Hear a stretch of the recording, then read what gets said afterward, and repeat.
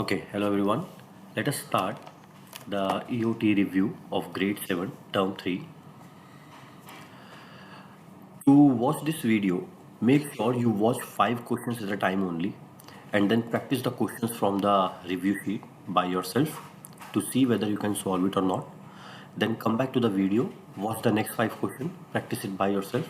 Keep on repeating this process until you finish the review sheet. If you will try to watch the review sheet in one time only, then it will become very difficult for you to remember everything. Okay, so 5 to 6 questions at a time according to your grasping power. Okay, now let us start. Type 1 question. Name the angles in 4 ways. This is the angle. First name is represented by the number angle 3. This is the symbol of angle. Okay, this. Second name will be based on the alphabet written here, angle F. Third name is based on how we make the angle. We can start making the angle from H, then we go to F, and finally we go to G. So we can call it angle HFG. We can also start making the angle from G, go to F, and finish at H. So we can call it angle GFH. These are the 4 ways of naming the angles. Second question, vertical angles and adjacent angle. See, if two angles are opposite to each other, for example, this angle is going upward, check. This angle is going downward. They are opposite to each other. So we call them vertical angles. He says, write the 3 pairs of vertical angle in this image. If I check angle 8, the opposite direction will be this one. So the vertical angle pair is 8 and 11. Angle 8 and angle 11 are vertical angles. If I check angle 7 is going in this direction. So the opposite direction is this. So angle 7 and 10 are vertical angles. Finally, angle 9 here, opposite direction, this one. Angle 9 and 12 are vertical angles. Special thing about vertical angle is they are always equal. They are always equal. For example,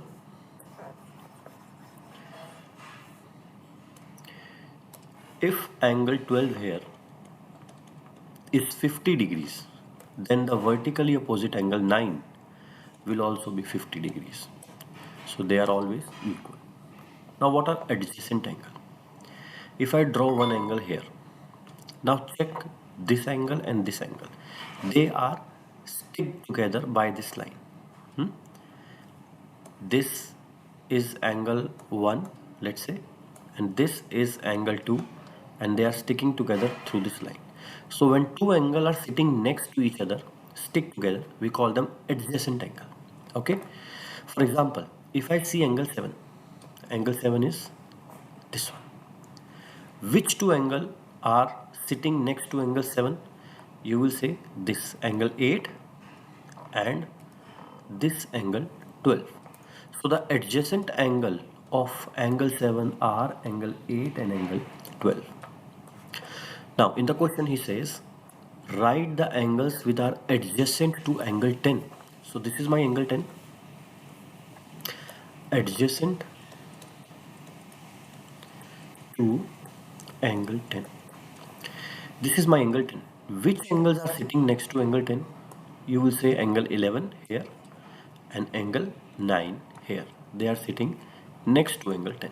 So angle 9 and angle 11. These are vertical and adjacent angle. Next question. Write and solve the equation to find the value of x. So this is the image. There is the x. We have to find it. These two angles are vertical angles.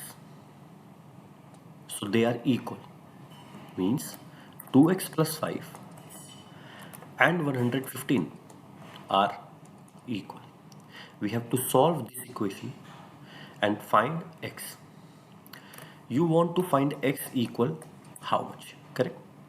See, there should be no number with the x in the answer, which means I have to remove this 2, I have to remove this 5, only then I will get the x. To remove these numbers, what will you do? If you see plus with a number, do the opposite of plus.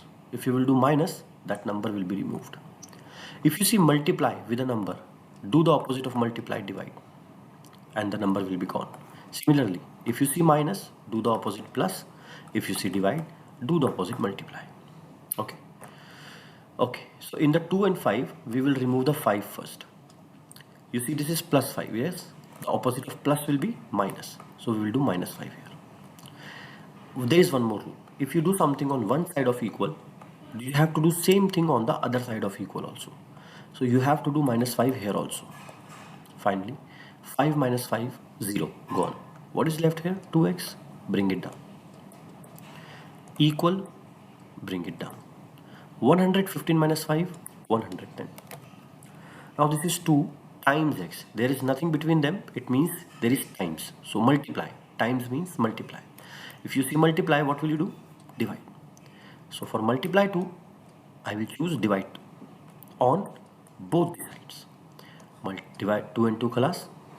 X equal 110 divide 2 will give you 55. So my x here is 55. Next question. Remember one thing. Two type of angles are there. L shape and straight line.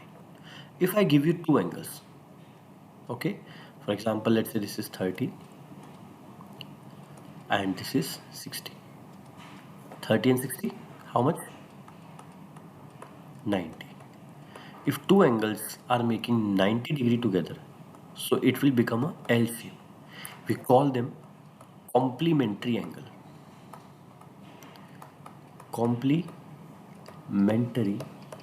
angles. Complementary means when two angles make 90 degree and the shape will be L shape and the angle will look like this. This box angle means 90 degree. Okay, L shape box angle means 90 degree. If I give you two angles, for example, here I have 100, here I have 80.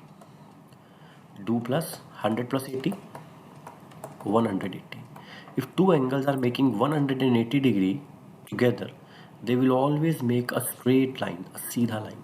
So whenever you see a seedha line, a straight line, means these two angle must be equal to 180. The sum of these two angle must be 180. Now, if you check here, we have a straight line here, which means the two angles here, that is 5x and the 95. 5x plus 95, it should be equal to 180 degrees. Now we have to solve it like the last question. You see plus 95, do minus 95 on both the sides. 95 is gone, 5x down, equal down, 180 minus 95, 85. 5 multiply x means we will do divide 5 on both the sides. 5 divide 5 class, x equal 85 divide 5 is 17. So the answer here is 17. But remember this thing, L shape box means 90, two angles making 90 degree and a complementary, two angles making 180 degree, a seedha line means 180 degree, we call them supplementary. Two angle making 180 degree means supplementary seedha line, two angle making 90 degree yani complementary L shape. Next question. Give the measure of the angle that is complementary to the given angle. I told you complementary means the two angle A plus angle B, it should be equal to 90. Okay. Now one angle is already given here in the question, 45. Now you just have to think what will be the other angle here to make the total 90. So to find that, just do 90 minus this angle. 90 minus 45 is 45. So this angle must be 45. You can check 45, 45, 90. Complementary. I told you complementary means sum should be 90. Now, here one angle is 20. What will be the other angle? Complementary means 90, right? From the 90, subtract this given angle. What will you get? 70. Yani the other angle here should be 70. You can check also. 70 and 20 is 90 only. Okay, easy. So whenever he asks you about the complementary angle, do 90° minus the given angle and you will get the answer. Give the measure of the angle that is supplementary. Supplementary means 180°. Correct? One angle is already given 128. How will you find the other angle? Simple. Do 180 minus the given angle. Can I do 0 minus 8? No. So I will take 1 from here. The 0 will become 10 and 8 will become 7. 10 minus 8, 2. 7 minus 2, 5. 1 minus 1, 0. No need to write. So answer is 52 degrees. So whenever it is supplementary, take 180 and subtract the given angle. You will get the second angle. The second question again. 160 is given. We have to find the second angle. Why am I drawing a straight line here? Because supplementary means 180 and 180 means straight angle. Okay. Now, so again 180 minus the given angle 160. How much? 20. It means the other angle, the second angle should be 20. You can check also 160 and 20, 180. Yes.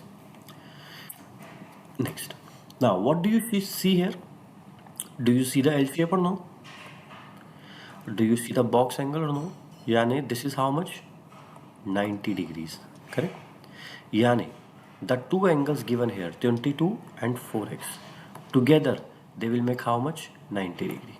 So let us write it here. The 4x plus 22 should make 90 degrees because this is L shape, yani complementary angle, yani 90 degree. Now solve it like the last time. Plus 22 means I will do minus 22 on both sides. 22 is done. 4x will come down. Equal will come down. 90 minus 22 will give me 68. Okay. This is 4 times x. So for multiply, we will choose divide. 4 divide 4 khalas. X equals 68 divide 4, 17. So my answer here will be x equals 17. Similarly, second question again, you can see the L shape. You can see the box angle means 65 and x plus 2 together they will make how much? 90. So let us write the angles x plus 2 plus 65 equals 90. Simplify them. 2 plus 65 makes 67. Plus 65 means minus 6. Oh, sorry. Plus 67 means minus 67. Correct? Khalas, x equal 90 minus 67, 23. So answer is 23. If you see plus, do minus. If you see multiply, do divide. Like this. Next question is about scale. Scale. What does it mean? You see a small floor plan of a house. We will use this to make a actual house. The actual house is bigger than this picture, right? So this is known as scaling, when we take a big thing and make a smaller version of it. Okay. Now what is the scale that we have used here? He says 1 inch. 1 inch of the floor map, 1 inch of the floor plan is equal to 6 feet. What does it mean? All the dimensions here are given in inches. Correct? 1 inch of this map, 1 inch of this map is equal to 6 feet in the real world, in the real room. He says find the actual area of the kitchen and hallway. So kitchen here, hallway here. Okay. What is the shape? Where is kitchen? This is my kitchen. Shape of kitchen is a square, you can see here. This is a square. How do I know? The length and the width are same, 3 inch, 3 inch. So the length here is 3 inch. Okay, what is my scale? Let us write the scale here. 1 inch equals 6 feet. Now we want the actual area. Yani, I need that dimension in feet, not in inches. So how will I convert the 3 inch now? Simply take this number, multiply it with the feet given in the scale. 6 feet, right? Multiply it with the 6. 1 inch is equal to 6 feet, right? So 3 inch will be equal to 3 multiply 6 feet. 3 multiply 6 is 18. So this will become 18 feet. The width is also same because this is a square. 3 inch. Again 3 multiply 6, which means 18 feet. Now, how do we find the area of the kitchen? Area is in the shape of a square, which means we have to multiply both the sides. Side multiply side. What are the sides given here? 18 feet and 18 feet. Both are same. 18 multiply 18. 18 multiply 18 gives you 324. Now, for the unit, you have to use feet square. Why did I put a 2 here? Because 18 here is in feet, other 18 is also in feet. So when you are combining 2 feet, it will become feet square. So answer is 324 square feet. Now what about the hallway? Where is hallway? This is my hallway. Hallway is in the shape of a rectangle. It has a different length and width. What is the length here? It is not given, but we can still find it. Go up. You see, this is given 2 and here it is given 3. If I join the 2 and 3, this will become the length of my hallway. So 2 plus 3 is how much? 5. So 5 inch is the length of my hallway, and the width of my hallway is given here half inch. This is how much? Half inch. So let us convert them into feet. Length is equal to 5 inches, which will be equal to 5 times 6, because the scale is 1 inch equal to 6 feet, right? So 5 inch will be equal to 5 multiply 6 feet. Yani how many feet? 30 feet. What about the width? Width is half inch. So we multiply the half with 6 again. 6 multiply 1, 6 divided by 2. 6 divided 2, 3, which means 3 feet. Now for the area of hallway is in the shape of a rectangle. For a rectangle whose length and width is given, area is equal to length multiply width. Just multiply the length with the width. So we have to do length multiply width. What is the length here? 30 feet. What is the width here? 3 feet. 30 multiply 3 will give me 90 feet square. Okay, so you have to use the scale to convert the units into the actual units, then use the area formulas to find the area. Again, one more question on scale. Refer to the map shown. This is the map. The scale used is 1 unit equals to 200 feet. Okay, here the scale is 1 unit equals to 200 feet. The scale is also mentioned here. If it is not given in the question, you can see the scale here. 1 unit equals to 200 feet. The distance between Morihart Road and Blair Road is 4 units. This is the Morihart Road, this is the Blair Road. Distance between them here is 4 units. Okay. Find the actual distance between them. Actual means we know on the map it is 4 units, right? So actual means we want the answer in feet. As we all know, just we have to take this number 4, multiply it with the scale. The scale says 1 unit is equal to 200 feet. So 4 unit will be equal to 4 multiplied 200. That is very simply 800 feet. That is your answer. Finish. Next question. Volume. Okay. Let me give you some formulas first. If in the first, let me make prism here. Okay. I will give you 4 formulas that you have to remember, because using these 4 formulas at least 4 questions will come in the exam, which means 16 marks. So if you remember the 4 formulas, 16 marks are guaranteed. This is a box shape. We call it rectangular prism. Okay, remember the box shape is rectangular prism. It has 3 things: the length, width and height. If they ask you about the volume of a rectangular prism, you simply multiply the length with the width with the height and you will get the volume. Simple.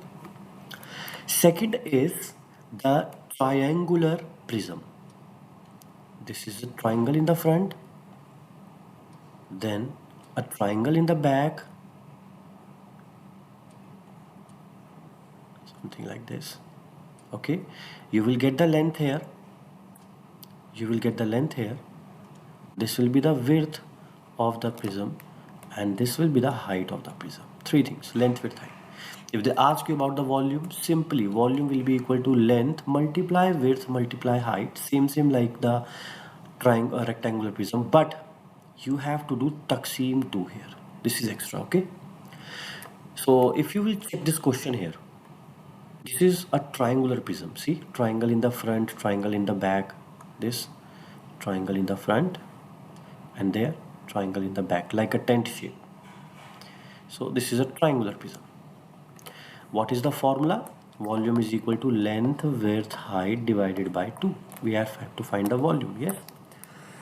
So what is the length width height? Check. This is the length 7.2 multiply, this is the width here 9 multiply, this is the height 3 divided by 2. Now we can divide 7.2 by 2. Taksim 2 means do half. So half of 7.2 will be 3.6. Now we have to multiply the 3 numbers. 9, okay, 3.6 multiply 3 will give you 10.8. Multiply how much? 9 now. Let's do. Okay, let me show you the multiplication. 3.6 multiply 3 first. Yes. 3 times 6, 18. So this 8 will go down and this 1 will go up to the next number. Here 1. 3 times 3 is 9. Then plus 1, 10. Okay. See the point. After point, I have only one number here. So in the answer also, after one number, you have to put the point. It will become 10.8. Now you have to do 10.8 multiply 9.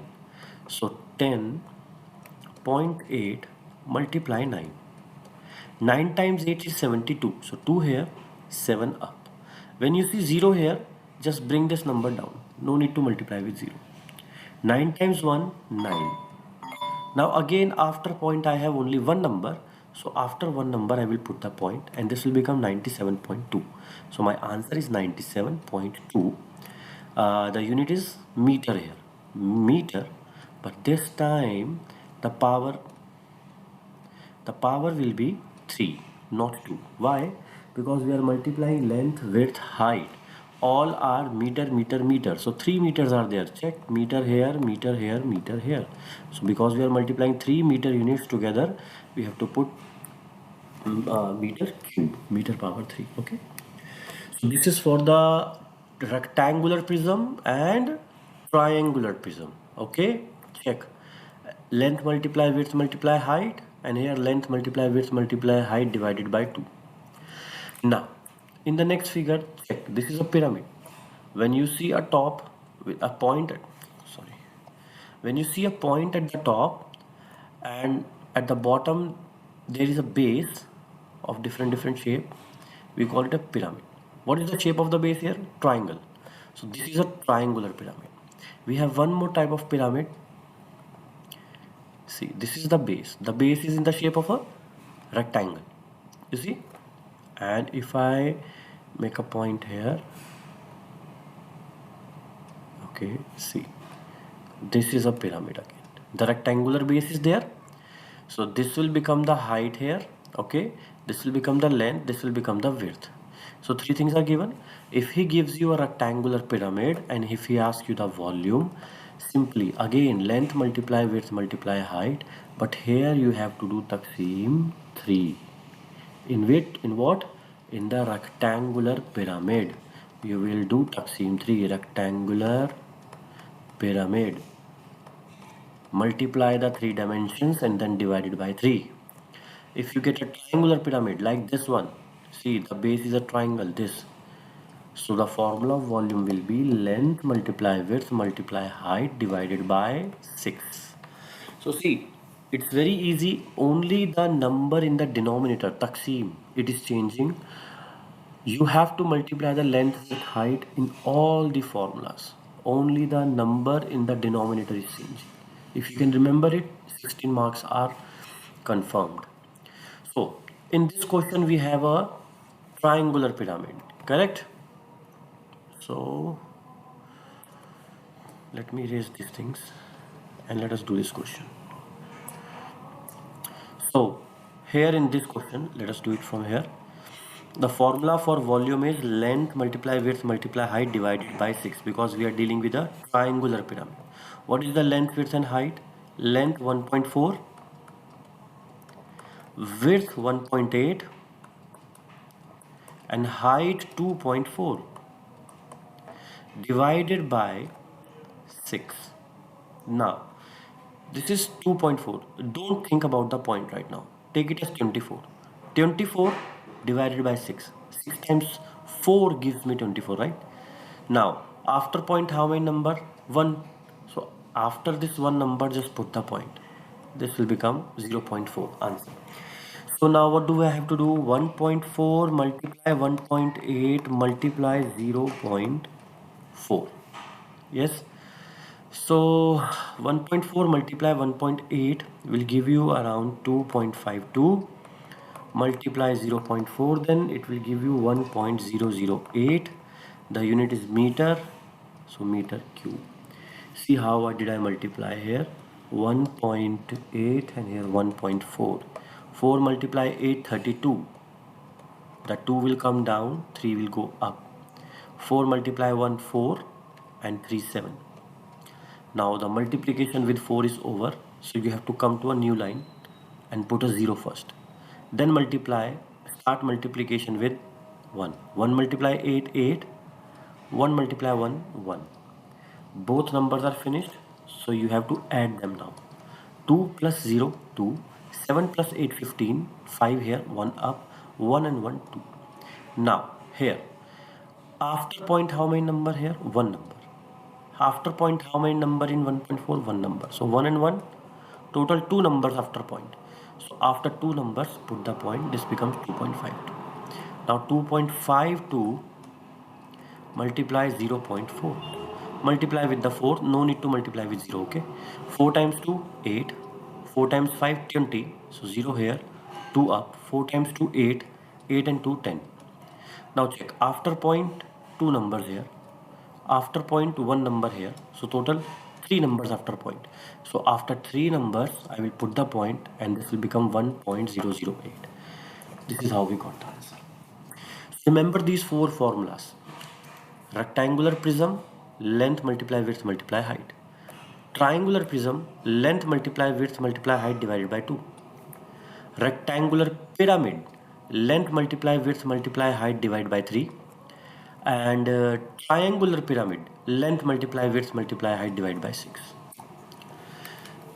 Find the volume of the given figure. Now this is a box shape. Box shape यानी this is a rectangular prism. Now to find the volume of a rectangular prism, the formula was length multiply width multiply the height. The length here is 22, width is 12, so 22 multiply 12, and the height is 10 is to 1 over 2. Now 10 is to 1 over 2. Change it into a fraction. How? Take this number, multiply here. 2 times 10, 20. Take the 20 here and do plus. 20 plus 1, 21. So write 21 here up. Taksim. What do you see down? 2. Put 2 down. So 21 over 2. Now let us solve this. 22 divided by 2. How much? 11. So we have to do 11 multiply 12 multiply 21. So let us do 21 multiply 12. I will multiply directly with 12 because it is not a very big table. 12 times 1, 12. 2 here, 1 up. 12 times 2, 24. 24 and 1, 25. You can do this, right? 252. So now this will give me how much? 252. Multiply 11 now. So multiply 11. We can multiply with the 11 directly. 11 times 2, 22. 2 here, 2 up. 11 times 5, 55. 55 and 2, 57. 7 here, 5 up. 11 times 2, 22. 22 and 5, 27. So the answer is 2772. The unit here is inch. So inch cube. Next question. As you can see, a point here, yani this is a pyramid. What is the shape of the base? The shape of the base is a rectangle. As I can see here, this rectangle. So volume, we have to find the volume. Volume of a rectangular pyramid is length times width times height divided by 3. You have to remember the formulas anyhow. What is the length here? 3. So 3 multiply. What is the width here? 4 is to 2 over 3. Change it. 4 is to 2 over 3. 3 multiply 4, 12. 12 and 2, 14. So 14 over 3. Multiply. What is the height? 3 is to 1 over 3. Convert it also into fraction. 3 times 3, 9. 9 and 1, 10. So 10 divided by 3. 10 over 3. Put multiplication between them, okay? Now there is Taksim 3. So put one more 3 here. Now we have to solve it. As you can see, 3 divide 3, khalas. Okay? We cannot cut anything else. So now we will multiply. 14 times 10, here, 140. 3 times 3, 9. In a fraction, whenever the upper number is bigger, we cannot leave it like this. We have to do division. Long division. 9 times 1, 9. We have to take a smaller number. Okay, here, like this. 14 minus 9, 5. Bring down the next number, 0. 50 does not come in the table of 9. So we will choose a smaller and closer number. I know 9 times 5 is 45. It is closest to 50 in the table of 9 and smaller also. 50 minus 45 will give me 5. There is no number to bring down, so stop. Take this number 15, write it here. Now what is the remainder? 5, put it here up. Then we were dividing with which number? 9, so put divide 9. This is the answer. The unit is yard, so I will put yard cube. Okay. Next, volume of the composite figure. Composite figure yani you studied 4 type of figures with me in the previous question. If I join any of the 2 figures together, so the new figure that I will get is known as composite figure. I can join 2 figure, 3 figure, 4 figures. So the new figure that we get after joining 2 or more than 2 figures is a composite figure. Here I joined 2 figures. Up I have a triangular prism. If you can see, this is a triangular prism. How do we find the volume of triangular prism? Length multiply width multiply height divided by 2. Down you see the box, yani this is a rectangular prism. How do we find the volume of a rectangular prism? Simply length multiply width multiply height. So how will I find the volume of this composite figure? By finding the volume of rectangular prism, then finding the volume of the triangular prism, RP and a rectangular prism, TP and a triangular prism, V and a volume. And finally I will add them. Formula for rectangular prism, length multiply width multiply height. Formula for triangular prism, length multiply width multiply height divided by 2. Put the values now. First of all, rectangular prism, this one. What is the length? 10.6. Times. What is the width? 8 times, what is the height here? Height here is 4.25 plus, now for the triangular prism, we need this length and we need this width. Check this length and here this length, they are same, correct? So if this is 10.6, this is also 10.6. Similarly, here the width is 8, this one and this one, they are same. So if this is 8, this is also 8. And what is the height? Height is 4.25. For like it is also same by chance. So I can simply put the length 10.6, multiply the width 8, multiply the here height is also same by chance. So this and divide it by 2. So let us solve this. First of all, 8 multiply 4.25. 4.25 multiply 8. 8 times 5, 40. So 0 will come down, 4 will go up. 8 times 2, 16. 16 and 4, 20. So 0 will come down, the 2 will go up. 8 times 4, 32. 32 and 2, 34. Now, after the point, I have two numbers. Only two numbers, right? So after two numbers, I will put the point here. Now, if after the point, if you don't have any number or you have zeros only, so you can cut the point and the zeros and simply 34 will become the answer. So 8 multiply 4.25 is 34. Now we have to multiply it with 10.6. So 10.6 multiply by 34. 4 times 6, 24. 4 here, 2 up. I told you if there is 0, no need to multiply with the 0. Just bring the 2 down. 4 times 1, 4. 4 is over. So I have to come to the new line, put a 0. Now multiply with 3. 3 times 6, 18. 8 here, 1 will go up. Because of 0, no need to multiply with the 0. 1 will simply come down. 3 times 1, 3. All multiplication done. Now we have to add them. I need some space, so let me erase this.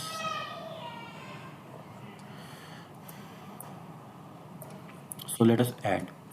4 plus 0, 4. 8 plus 2, 10. So 0 here, 1 up. 4 and 1, 5 and 1, 6. And here 3. Now, how many numbers after the point? Only one number.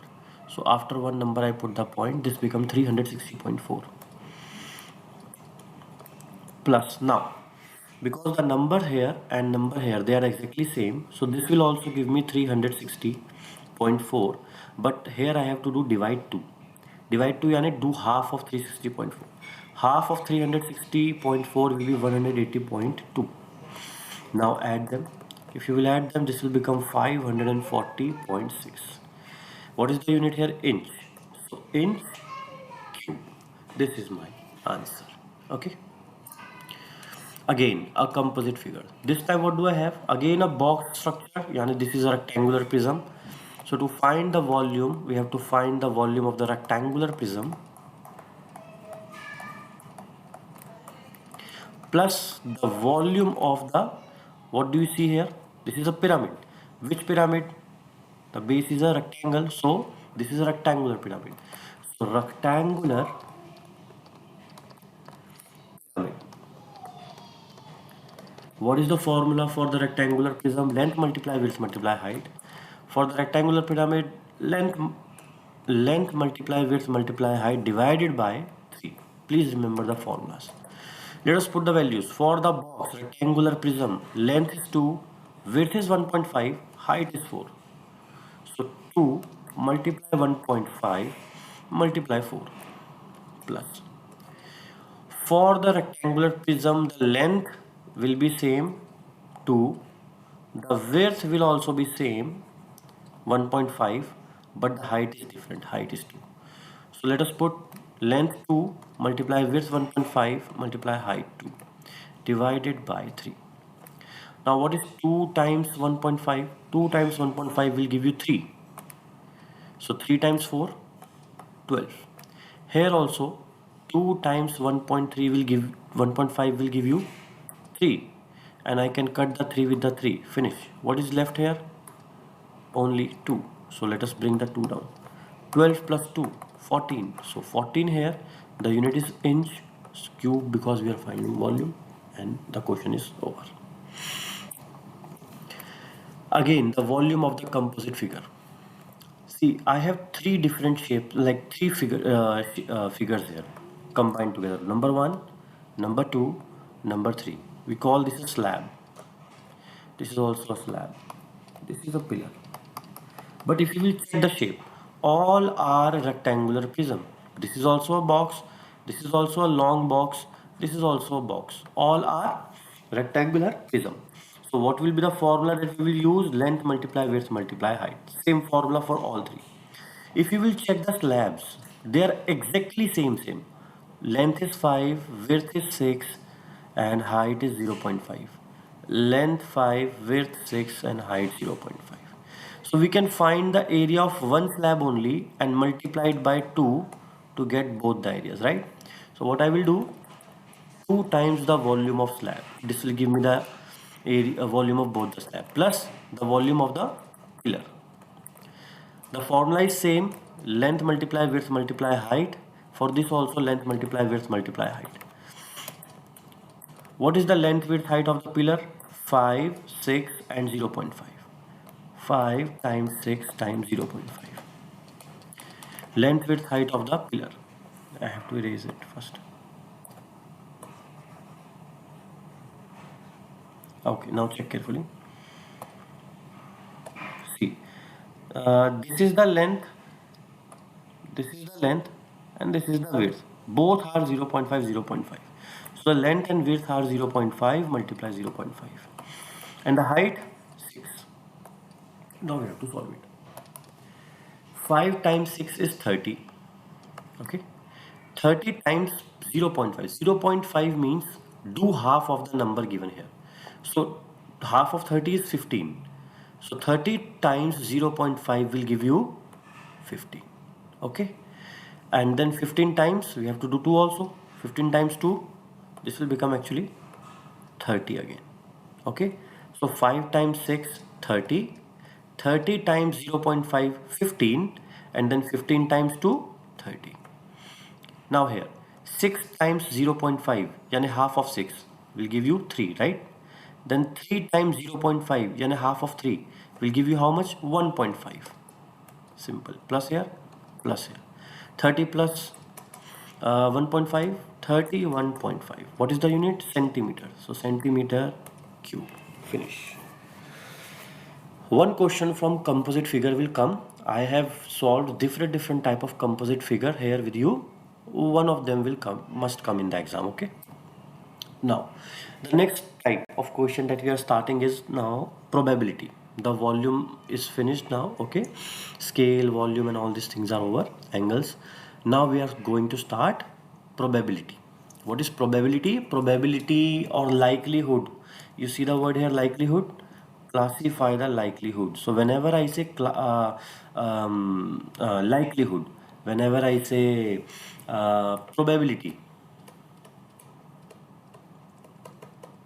it means chances of something happening.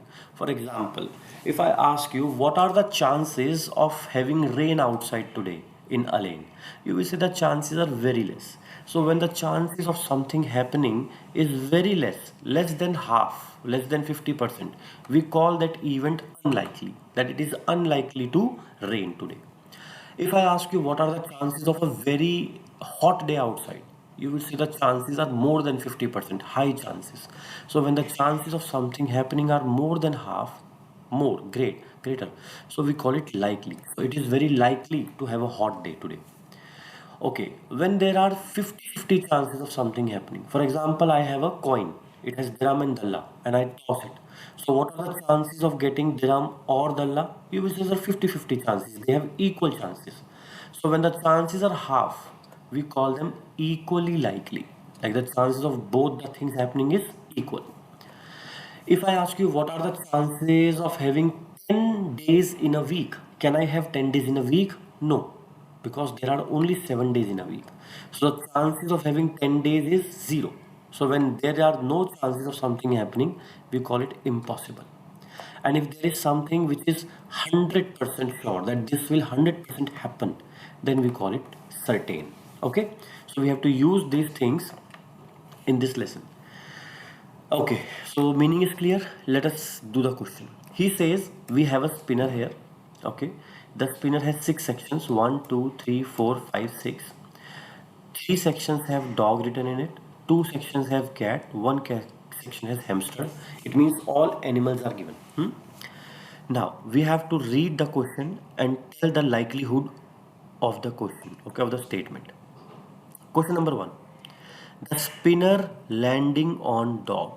What are the chances that I will get a dog? How will you do it? Whenever you want to find the probability, the likelihood, P यानी probability, you want to find the probability of dog.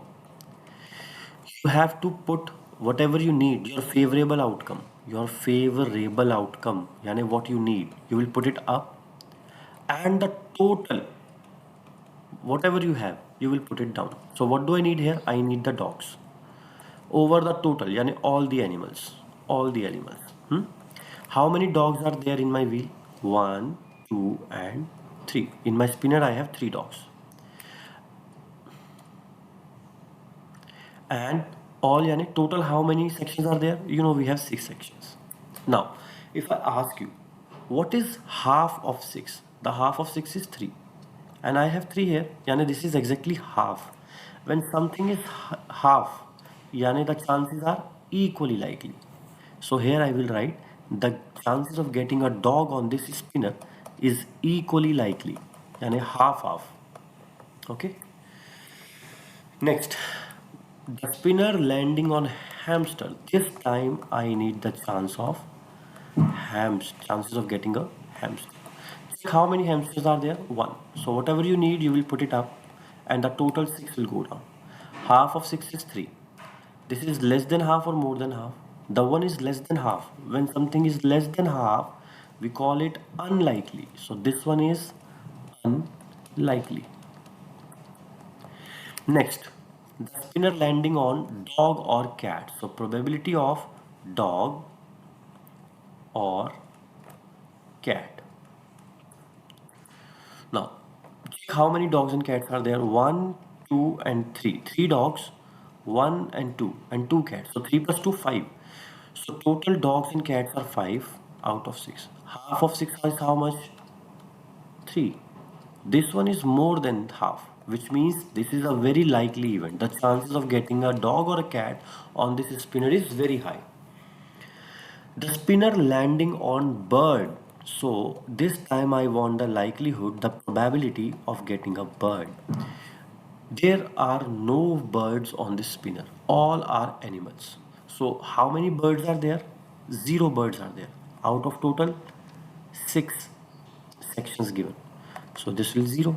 If you get 0, yani this is impossible. I cannot get a bird on this spinner because all are animals.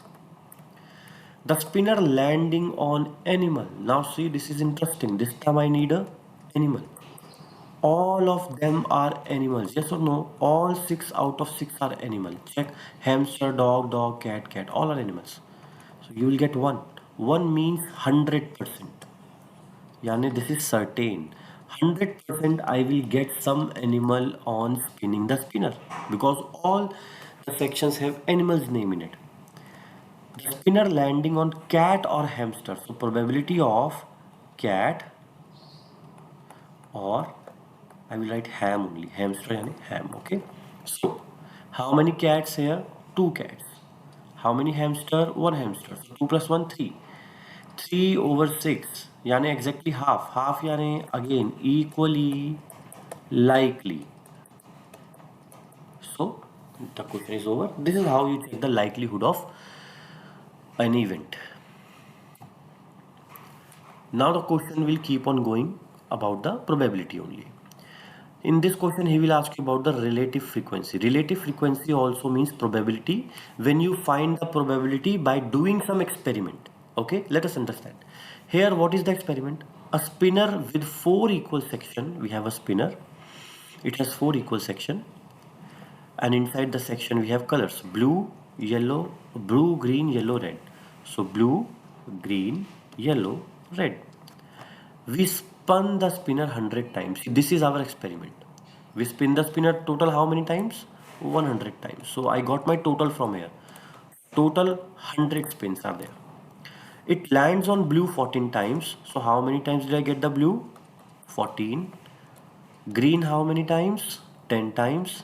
Yellow how many times? 8 times. And red how many times? 68 times. We can check. Red 68, yellow 8, green 10. Okay. He said, what is the relative frequency? Yani probability after the experiment, okay? What is the relative frequency of landing on red? So we need the probability of getting a red. What was the formula? The favorable, whatever you need, it will come up and the total will come down. Remember this formula, okay? What is my favorable outcome? Red over total. How many reds did I get? 68. From total how many? Total 100. Now, whenever you are dividing with 100, check there are only two zeros. So just cut the 100 and after two numbers put the point. So this will become 0.68. Now you cannot leave the point alone. Before that there should be a number. Because there is nothing, just put a 0 here. This will become 0.68. Okay. He also needs the probability of green. So there is no space. Let me just create some space here. Probability of getting a green now, correct? So we need green over total. How many greens are there? 10 greens are there. So 10 over total 100. So again two zeros, yani after two number I put the point, so this will become 0.10. This is the answer. Color finish. Easy. Next question is again on relative frequency. The table is given. When the table is given, some graph is given, bar graph is given, check it. It will give you maximum information. No need to read the full question. We have some exhibit. Exhibit about butterfly, dinosaur, planets, trains. How many like butterfly? 12. How many like dinosaur? 25. How many like planet? 17. How many like train? 6. Okay. Total how many people were there? 2 plus 5, 7, 7, 7, 14, 14 and 6, 20. So 0 here, 2 up, 2 and 1, 3, 4, 5, 6. Total 60. I got the total. See from here only. Now I have to see in the question what does he ask. He need butterfly, dinosaur, planet or train. So find the keyword. If you will find the keyword, we need the butterfly or the trains only. See. Just try to find the keyword.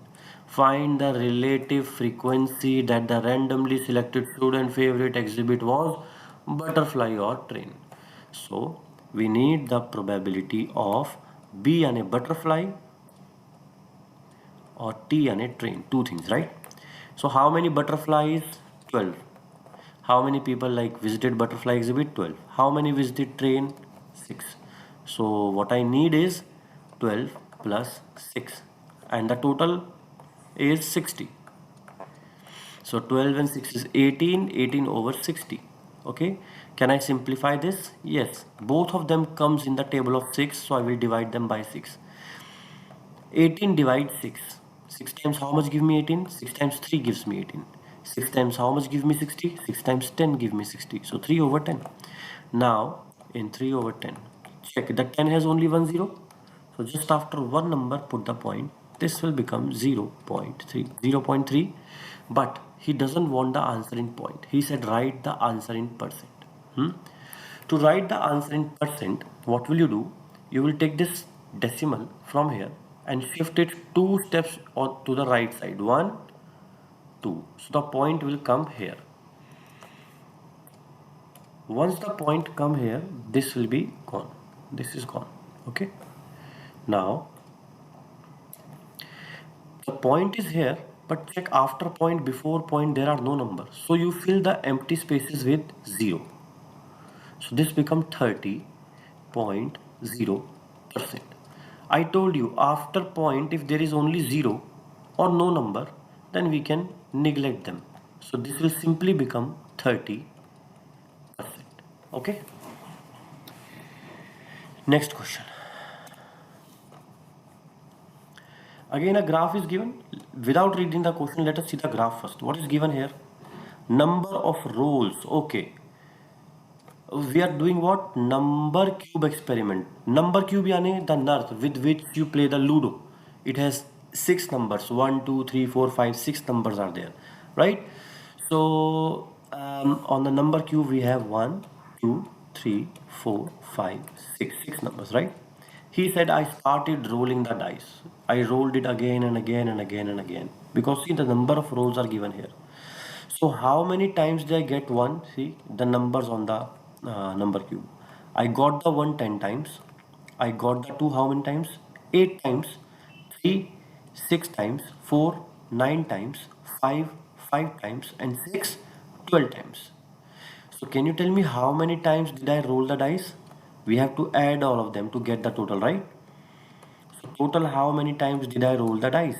10 plus 8 plus 6 plus 9 plus 5 plus 12. So 10 plus 8 18, 18 and 6 24 and 9 33, 38 and 12 50. So total 50 times he rolled the dice. This is my total. Total 50 times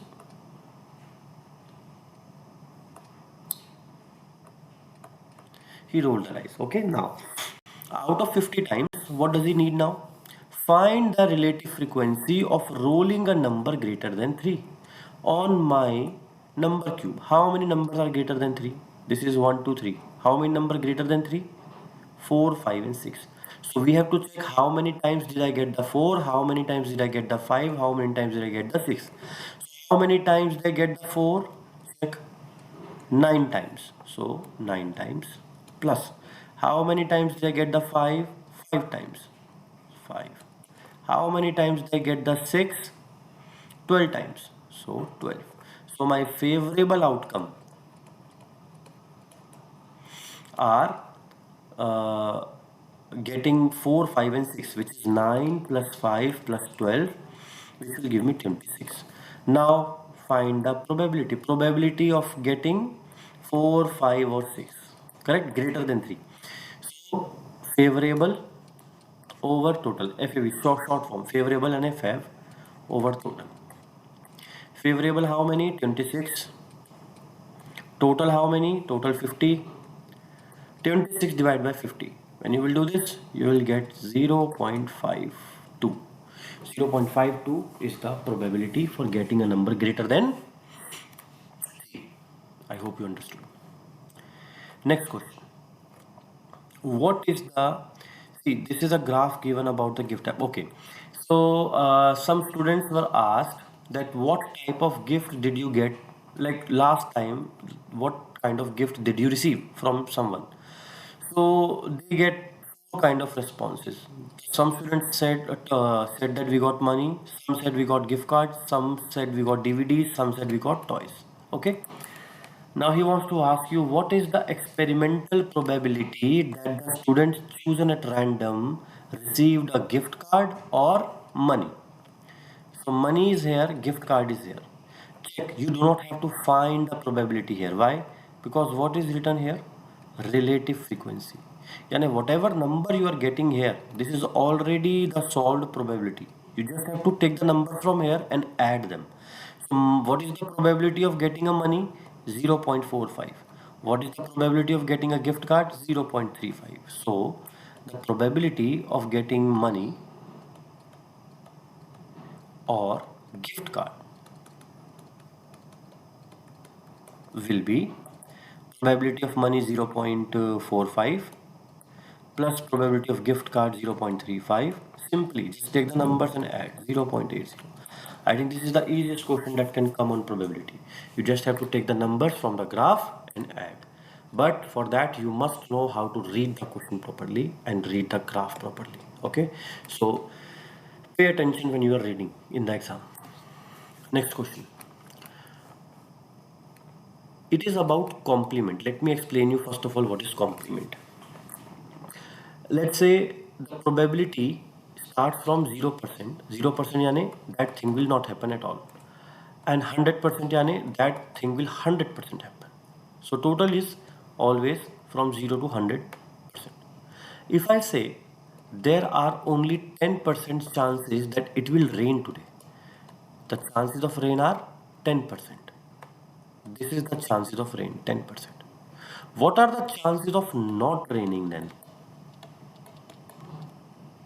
Out of 100, if 10 means raining, so 100 minus 10, how much left? 90. And this one is 90, correct? 90% means that it will not rain. So when someone asks you probability of rain, that will be 10%. And if he says tell me the complement of rain, complement means the opposite of rain. Opposite of rain will be complement of rain. Complement of rain means probability of not raining. So what will you do? From 100% total, you will subtract the probability of rain, that is 10%, and you will get the answer 90%. Okay, this is complement. We have to use this concept here. Okay, let us now do the question. Red is spun, so we are talking about which color now? Red color, remember this. Red is spun on a spinner with 5 equal size section. Okay, you have to take all the information that you can get. So my spinner has how many section? 5. 1, 2, 3, 4, 5. So 1, 2, 3, 4, 5 sections. Red color, green color, yellow color, blue color, purple color. Okay, these are the 5 colors. Now we are talking about getting red. Okay, no problem. He said, what is the probability of the complement of the event? So first of all, we must know what is the probability of red, right? Then we can find the complement. So how many red are there? Only one red. Out of total, how many? Total 5 sections are there, so 5. 1 divided by 5 will give you 0.2. How? Check. 1 divided by 5. This number inside should be equal to outside or bigger than outside. Right now, it is smaller. How can I make it bigger? Put a point in the answer. Point gives you the power to write 0 here. Now it became 10. It is bigger than 5. 5 times how much gives me 10? 5 times 2 gives me 10. 10 minus 10, 0. Work is done. Cannot leave the point alone, so put a 0 here. So 0.2. So you want a complement of red. Complement of red यानी not red. So what will you do? See, this time do not take 100%. When things are given in percentage, then we take 100% and like 10%. But when it is given in decimal, at that time you have to do 1 minus the probability of red. What is the probability of red? 0.2. So 1 minus 0.2. 1 minus 0.2 will give you 0.8. How? Let me show you. 1 minus 0.2. There is no point here. Put the point, put the 0. Can I do 0 minus 2? No. So this one will go from here. It will come here. This will become 10. 10 and this one will become 0. 10 minus 2, 8. Point. 0 minus 0, 0. So this is how I get 0.8. Okay. There is one more way of doing it. Let me show you that also.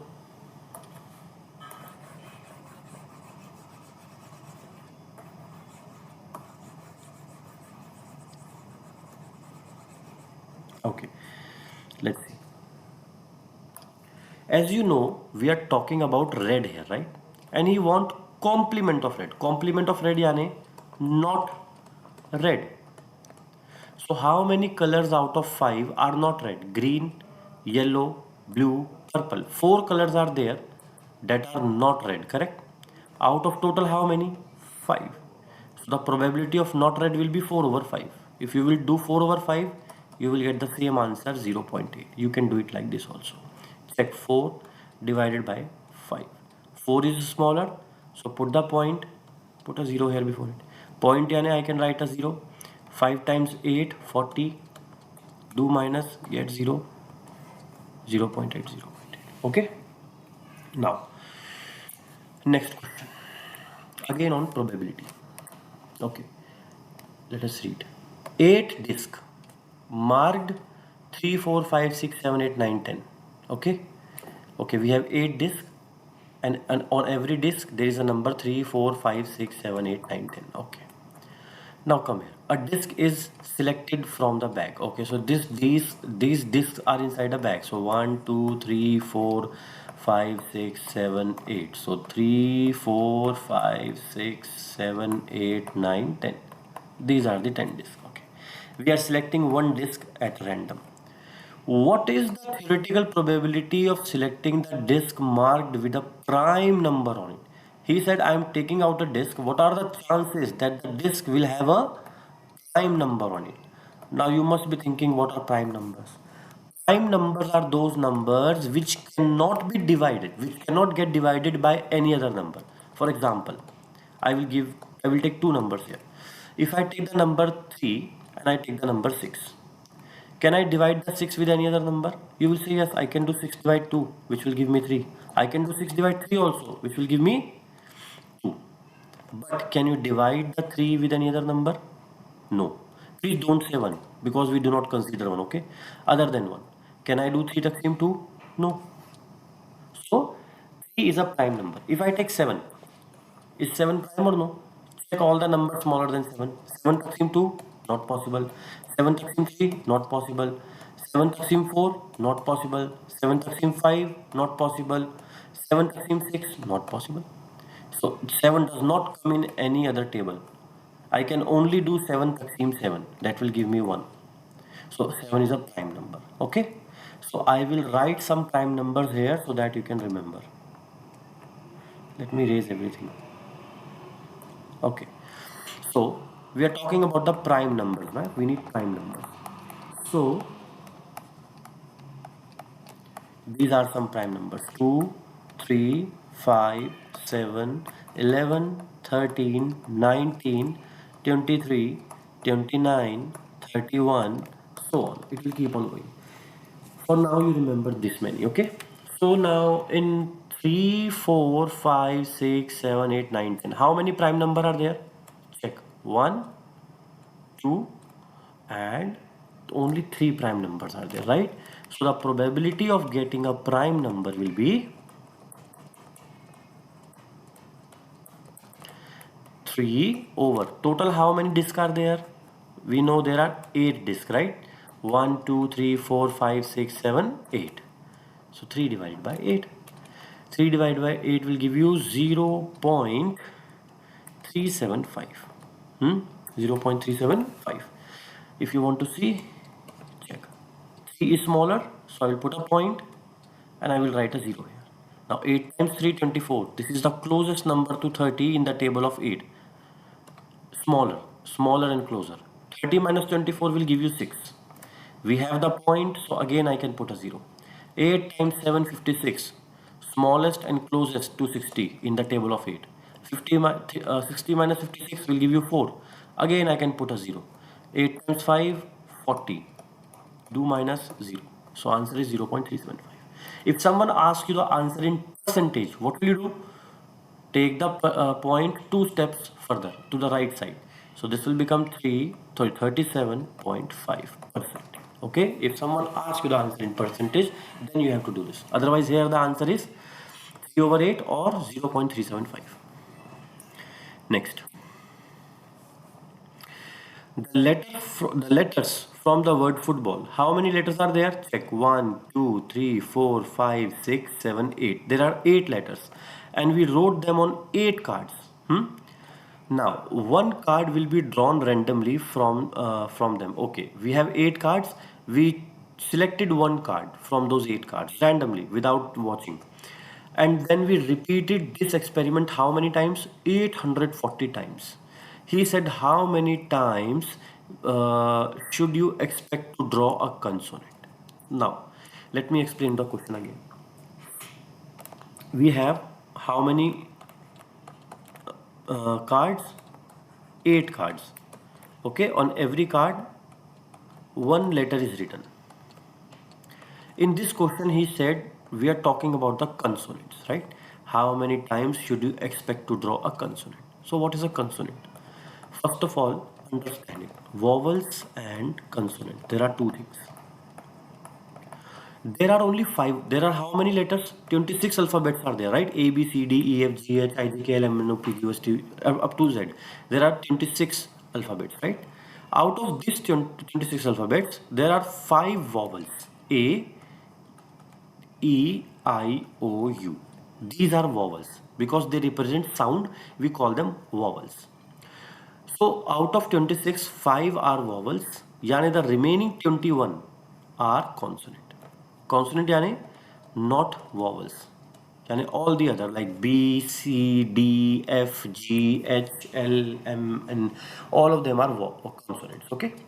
So if I check here in football, how many vowels are there? O, O, and A. Three vowels. A, O, O. And then how many consonants are there? F, T, B, then L, L. 5 consonants and 3 vowels.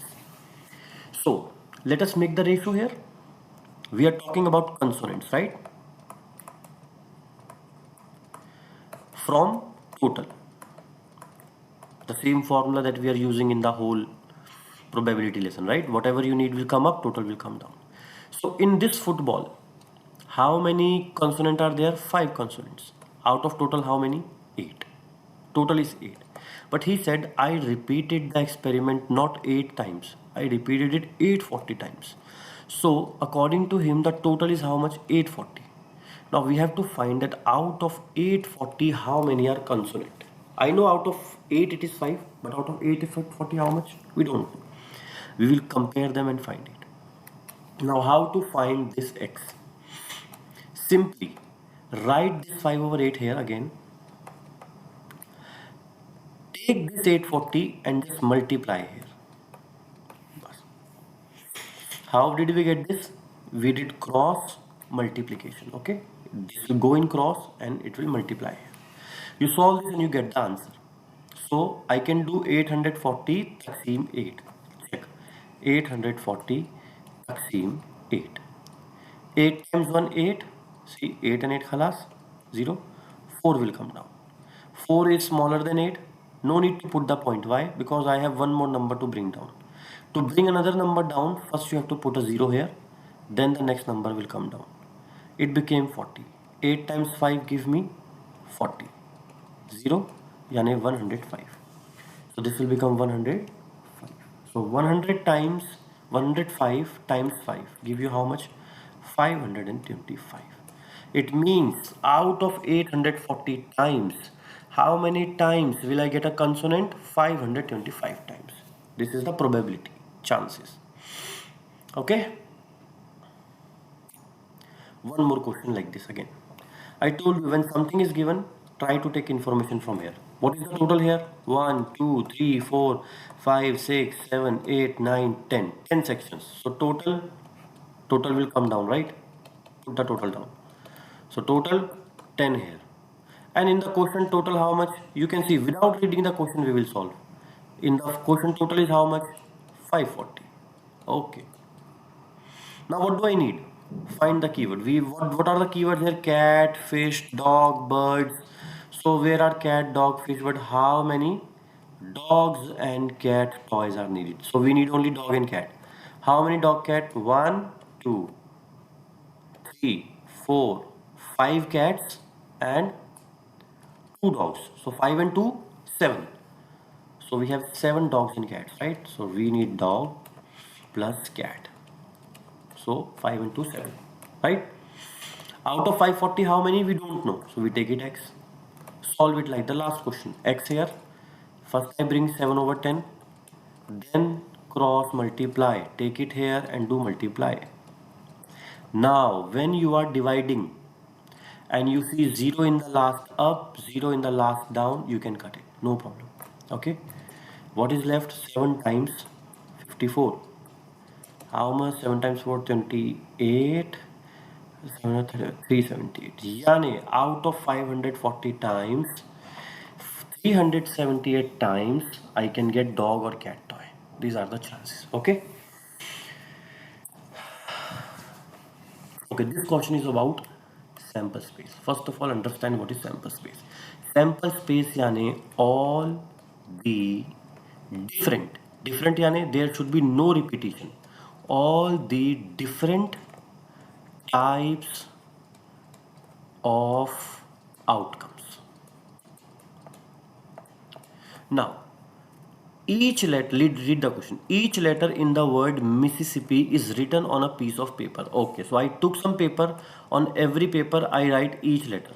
So first I write M, I, S, S, I, S, S, I, P, P, I.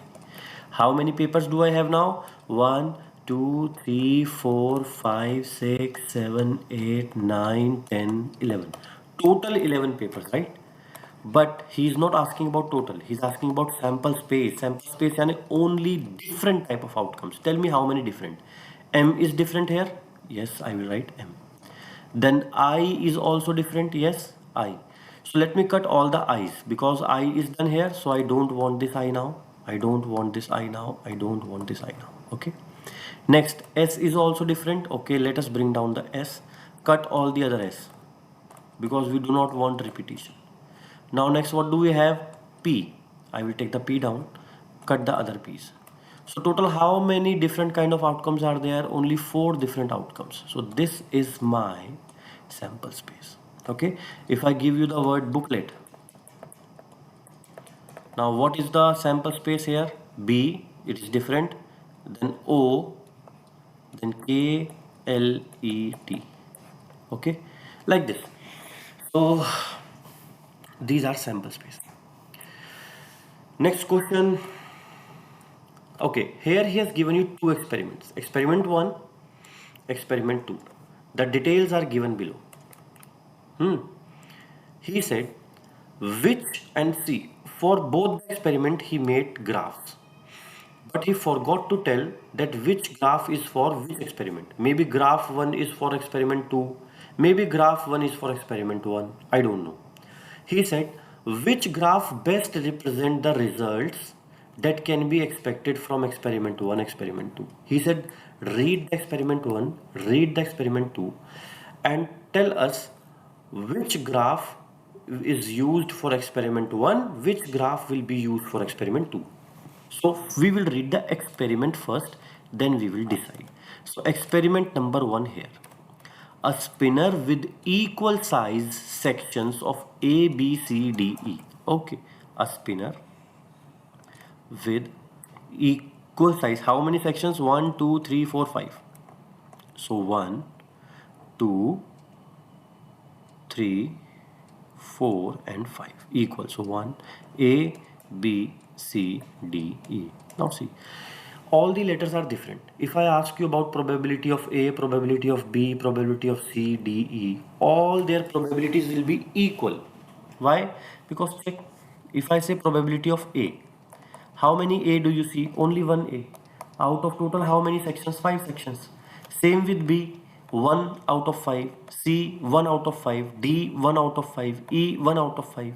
Yani, a graph in which all the A, B, C, D, E are very close to each other, almost equal. That graph will go with experiment 1.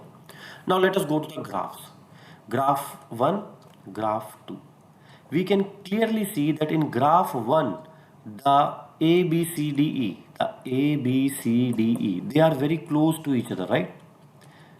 So I will say that graph 1 will go with experiment 1. So here I can write experiment 1 will go with graph 1, right? Now, the second experiment. A card is randomly selected from a bag. Okay, this time we have a bag which has 5 A cards. Okay, 5 A cards, 3 B cards. Okay, 3 B cards, 4 C cards, 4 C cards, 1 D, 1 D, and 2 E. Now, as you can see, here the number of A cards are maximum. So the chances of getting A should be maximum. In this second graph, if you will see, check the bar of A is the biggest. Then C is at number 2. with 4 cards. So C should be on second number. Here the C is also pretty high. What about the minimum one? The D has the minimum card, only one card. Here also D is the smallest one. Yani the graph 2 is a good representation of experiment number 2. So here I can say experiment 2 will go with graph 2. Okay, there is no calculation here, you just have to use little bit of brain. If you can read and compare the situation, you can get the answer within 1 minute. Okay, the question is very easy, just you have to read carefully. Next, now we are talking about compound events. Let me explain you about it a little bit. Until now we were doing one thing at a time. For example, we were spinning the, okay, just okay. Until now, what we were doing, let's say I gave you a spinner and we were spinning a spinner. Or I gave you a coin, we were tossing the coin. But in compound event, two things happens at the same time. I will spin the spinner also and I will toss the coin also. And he will ask you how many combinations can we make. For example, let's say this spinner has 5 sections and a coin has only two sides, Diram and Dalla. In English we call it head and tails. Now how many combinations can I make? Let's say I get one on the spinner.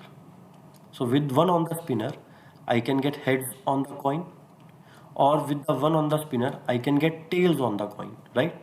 Similarly with the two I can get head or tail, with the three I can get head or three with the tail, four with the head, four with the tail, five with the head, five with the tail. So how many combinations did I made? 1, 2, 3, 4, 5, 6, 7, 8, 9, 10. Total 10 combinations are possible, right? Compound event यानी when two or more events happen at the same time. Here two events are happening: spinning the spinner, tossing the coin. Two things, right? And from that, how many combinations did I made? 10 new combinations. But in the exam, you will not do like this. There is a very simple way to find this 10. This is the total outcome, right? The sample space, the total how many outcomes are possible. How will you find it in the exam without doing all this? Check. This is my spinner. How many sections in the spinner here? 5 sections. This is my coin. How many outcomes are there on a coin? Head and tails, only 2 outcomes. Just multiply the 5 and 2 now, see. 5 times 2, 10. So you do not have to make these pairs. Simply multiply the outcomes and get the answer. What did I say? Multiply the outcomes, get the answer. Okay? Now, do this question with me. The spinner shown has 6 equal size sections. As you can see, there are 6 sections: 1, 2, 3, 4, 5, 6. And is spun twice. Yani I spin this spinner 2 times. First time when I will spin the spinners, I can get any of the 6 numbers: 1, 2, 3, 4, 5, 6 numbers, right? When I will spin it second time, again I can get any of the 6 numbers: 1, 2, 3, 4, 5, 6. So what will be the total outcome?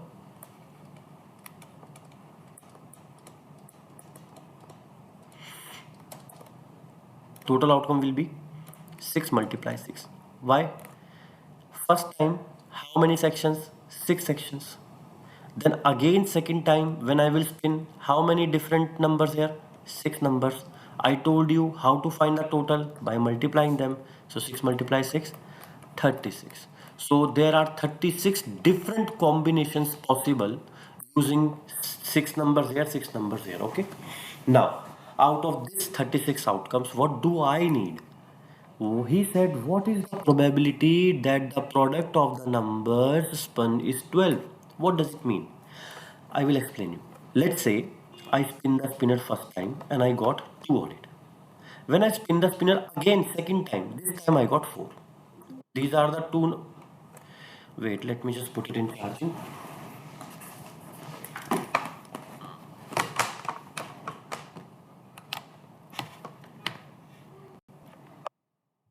Okay, perfect. So now see, when I spin the spinner first time I got 2. When I spin the spinner second time, again I got 2. Right? So again I got 4. Product means multiply them. If I multiply the 2 and 4, what will I get? I will get 8. Okay, I spin the spinner again. First time I got 6, second time I got 2. Multiply them. How much did I get? 12. See the product 12. He said, in how many combination I can get the product 12? How can we find this? See, there are 6 numbers first time, 6 numbers second time, right? Let us make combination from here. If I get 6 first time, okay, which number will you multiply with the 6 to get a 12? I know 6 will go with the 2. So my first combination for the product of 12, product of 12. The first combination is 6 with the 2. Okay. Can I make a combination with the 5?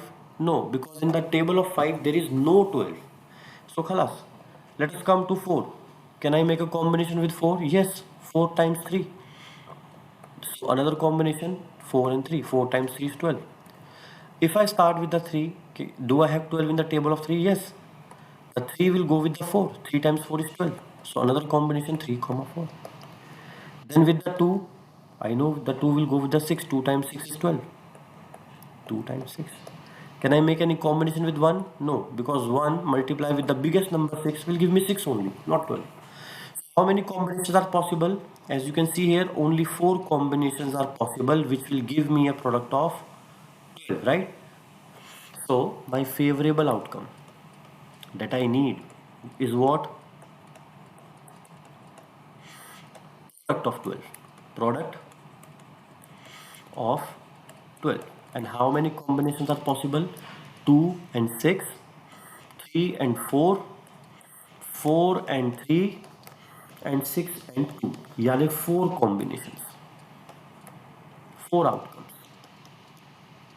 Now he said we want the probability. So what is the formula of probability? Probability of product favorable outcome over total. I am writing in short form FAV and a favorable. Okay. How many favorable outcomes are there? 4 outcomes only. And total how many outcomes are there? 36. 4 over 36. How much? Okay, can I simplify this? See, 4 and 36 both comes in the table of 4. 4 divided by 4, 1. 36 divided by 4, 9. So my answer is 1 over 9. Okay, next question. Again, this is about compound event. What are the two events? He said a number from 0 to 9 is selected. Okay, so first is 0 to 9. How many numbers?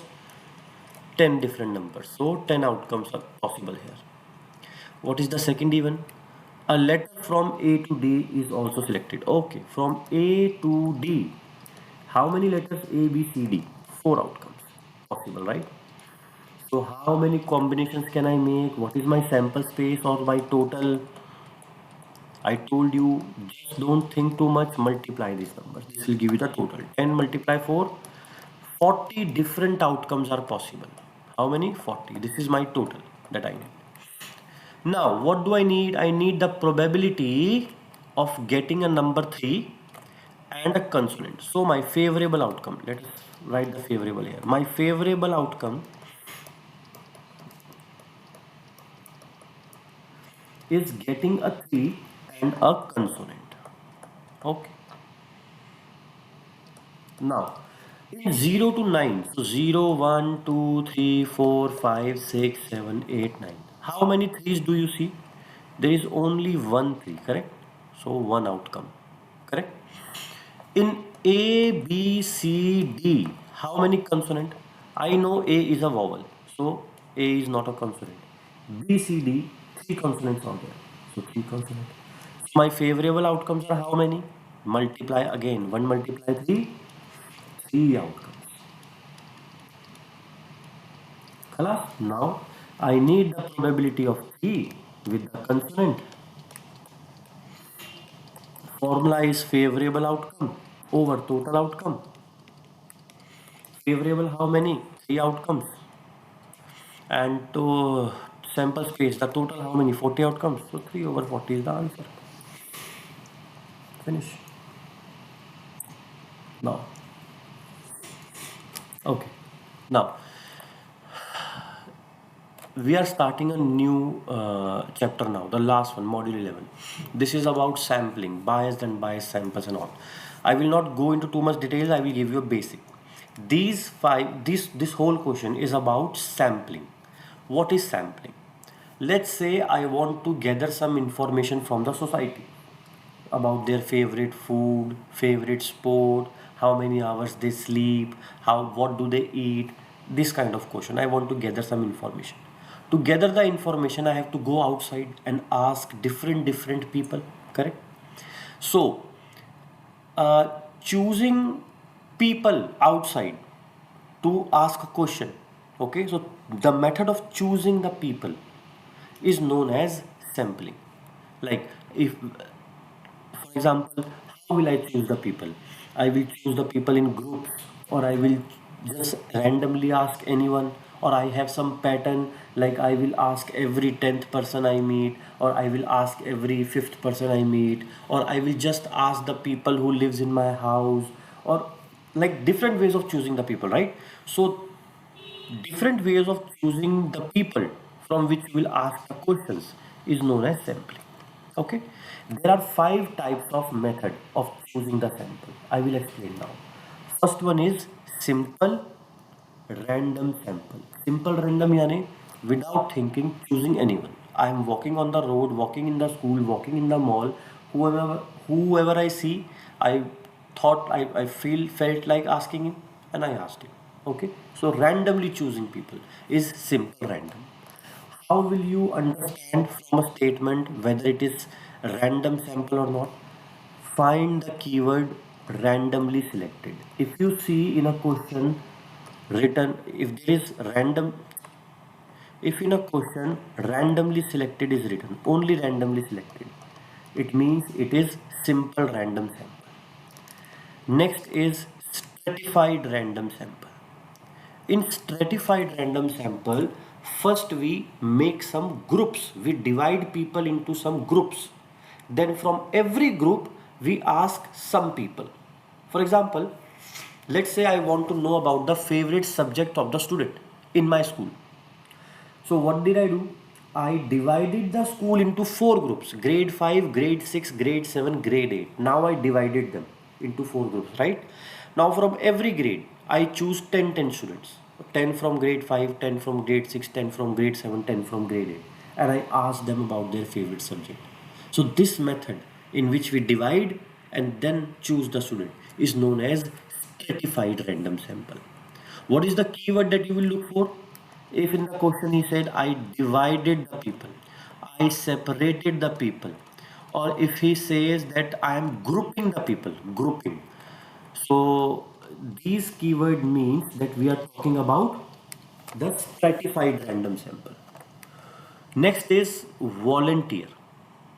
Volunteer yani when it is your choice whether you want to answer my questions or not. Let's say I want to do a survey. I came to you and I ask, sir, I have some questions to ask, would you like to answer my questions? So now I am giving you the opportunity. It is your choice whether you want to say yes or no. If you will say no, I will not ask you any question. If you will say yes, only then I will ask you the question. So any condition in which it is your choice to answer the questions, we call it volunteer. Volunteer yani you are saying yes by your own will to answer the question. For example, if I put any survey online, if you get an online survey from Care4, from Lulu, that sir, please give us feedback whether you liked our product or not. It is your choice whether you want to fill that form or not. If you don't feel like filling it, you will not fill. But if you are in a happy mood, maybe you will fill. So it is your choice. So we will call it volunteer sample. Convenient. Convenient sample yani lazy work. It is not a good way of doing surveys. Why? For example, let's say I want to know about the favorite subject of the whole school. And I was sitting in 7-1. I just randomly choose 10 students from 7-1. I asked them about the favorite subject. I made the report and I sent it. So is it a good way? No, because I was supposed to ask the students from all the classes, right? But what did I do? I only asked the students from my class. So this is lazy work. So whenever you see some lazy work is happening, we call it convenient sample. For example, I thought, okay, the first 5 students who will enter the class, I will ask them, or the last 5 students who will leave the school, I will ask them. So this is lazy work, right? I'm asking only 5 people in the starting, 5 people in the last. So lazy work. If you see this kind of thing, then you will call it convenient sampling.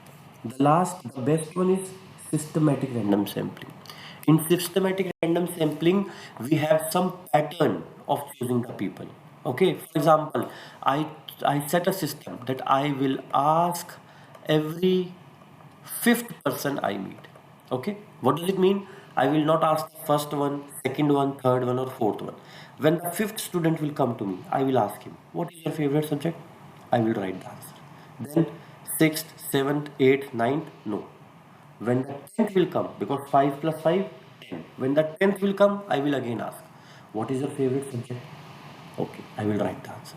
So when there is some system of choosing the people, we call it systematic random sample. What is the keyword every? If you see the word keyword every in any question, simply write systematic random sample. Okay? Now, in this question, he has given you 5 statements A, B, C, D, E. You have to read them and tell whether it is simple random sample, stratified random sample, volunteer sample, convenient sample, or systematic random sample. Okay, let's do it. Erase all links. Now, 25 students, 25 student names are written on a slip of paper, okay, and placed in a basket. So we wrote the names of 25 students on papers and we put it in a basket.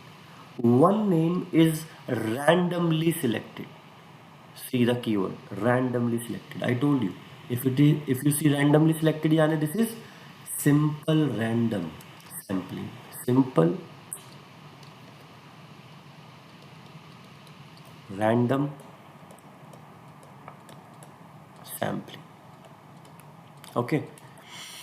Now, student of a school are divided. We are using the word divided. Yani we are grouping. We divided them into grade 6, 7, and 8, and then a random sample of 25 students from each grade is chosen. So, when you divide the people into groups and then choose the students from them, it is what? Stratified. So, this one is stratified random sample. Okay.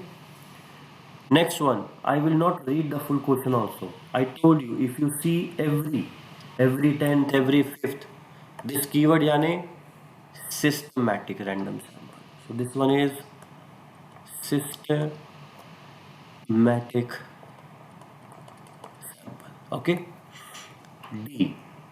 You give a survey to the students that eat lunch with you. See what is happening? I was sitting with some of my students who were eating lunch with me and I gave them the survey to fill, to know about the information of the middle school. Tell me, if I want to know about the middle school student, I should ask different students from that middle school, right? But what did I do? Only I gave the survey to only the students who were sitting with me. So this is lazy work. Yes. So whenever you see lazy work, convenient, convenient sampling. Last, a school principal sent out a survey on social network site. Now the survey is on the social network.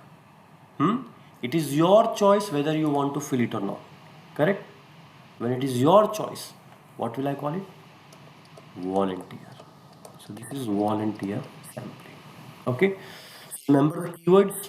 In this way, he will give you some statements and he will ask you which kind of sample it is. Okay. Next question. The superintendent of a school district wants to predict next year middle school lunch count. Okay, so there is a middle school, and in middle school we have cafeteria, right? From where students buy food. Some students buy food every day. Some students buy food only for 3 4 days. Some students will not buy the food. Some will buy for 1 or 2 days, right? So the data is given here. Out of total 100% student, total यानी 100%. How many brought the food for all the 5 days? 25%. How many brought the lunch for only 1 to 2 days? 37%. How many did not buy the lunch from the school? 13%. 0 days any? They did not buy. And 3 to 4 days, 25%. Okay? This information is given here. Now, how do we have to use it? Uh, if the district has 5,000 middle school students, so the total is given. Total how many? 5,000. And here total how many? 100%. Correct? Okay, we have to compare them. Remember, where does the total come? Remember, we are doing probability, not like whenever we are comparing, making prediction, total always come down, and whatever you need, it will come up. So let us write. Let us keep filling it. First time the total is 100 in the wheel in the information given, 100% total. And second time, what is the total? 5,000. Now what do I need here? About how many students plan to buy the lunch 1 to 2 days per week. So how many take the food for 1 to 2 days? 37%. So here 37%. 1 to 2 days. Okay. But out of 5,000, how many we don't know? We have to find this only. Let us compare them. We have done this question before, like question like this before. If you want to find the x, cross multiply, write the 37 over 100 and simply multiply the 5,000 here. I told you if you are dividing and you see 0 in the last, you can cut them. So 2 zeros here, 2 zeros here, class. What do I have now? 37 times 50. 37 times 50 will give you 1,850. If I'm not wrong, 7 times 35, 537. Okay, 1,850. Yani, out of total 5,000 students, how many students are supposed to buy the lunch for only 1 to 2 days? 1,850 students. Okay. Next question.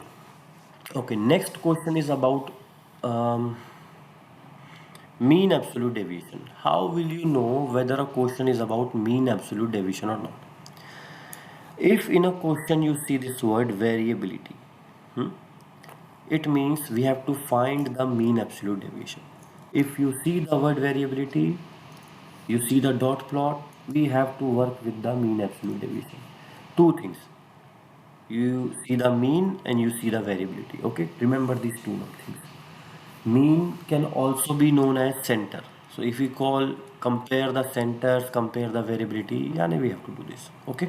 Now, how to find the mean absolute deviation? There are 3 steps. Okay, I will explain it to you once I read the question. The dot plot display data from 14 random samples. This is my dot plot. These are my 14 samples: 3, 4, 5, 6, 7, 8, 9, 10, 11, 12, 13, 14. Okay? Every dot means the data of 30 students. No need to go inside it.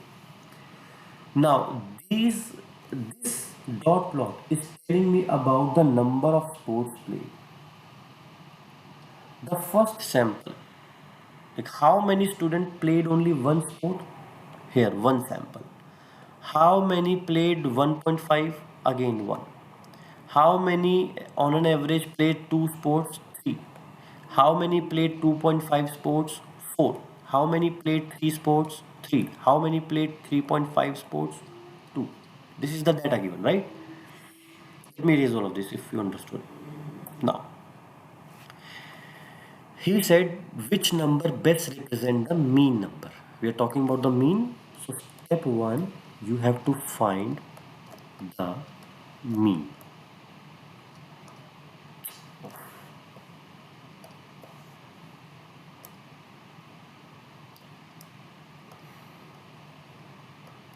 You have to find the mean. How to find the mean? Sum of all observation, sum of all observation over total number of observation.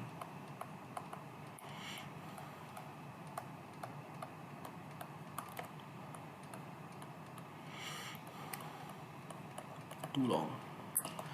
Okay. Now see, sum यानी add. How many 1 do you see here? Only 1. How many 1.5s? Again only 1. Then how many 2s? 3 2s are there. So I will put 3 2s here. Okay. How many 2.5s? 4. So 4 2.5. How many 3s? 3. So 3 3s. And plus how many 3.5s? 2. You can check there. Divided by total how many samples are there? We have already counted 14 samples. Okay. When you will solve and add all of them, this is 1, this is 1.5, 3 times 2 will give 6, 4 times 2.5 will give you 10, 3 times 3 9, 2 times 3.5 7. Add all of them, you will get 34.5 divided by 40. When you will solve this, approximately you will get 2.4 something. I will round it off to 2.5. 2.5. Now, step 1, you found the mean, 2.5. Mean यानी this is the average of all these number. Average. Now, we have to check the deviation. Step 2 is finding the deviation. Mean was what? The average of all the numbers. Okay, average. Now, deviation means what? Deviation means this mean is how much far from all these numbers. Far means do minus. Do minus. This is how much far from all these numbers. 2.5 is how much far from 1. 2.5 minus 1 is 1.5. 2.5 how much far from 1.5? 2.5 minus 1.5 1. 2.5 minus 2 0.5. Like this. Okay, let us write the deviation here. So 2.5 minus 1 will give me 1.5. 2.5 minus 1.5 will give me 1. 2.5 minus 2 will give me 0.5. But see, 0.5 will be multiplied with 3. Why? Because there are 3 2's, right? So multiply by 3. Just one second.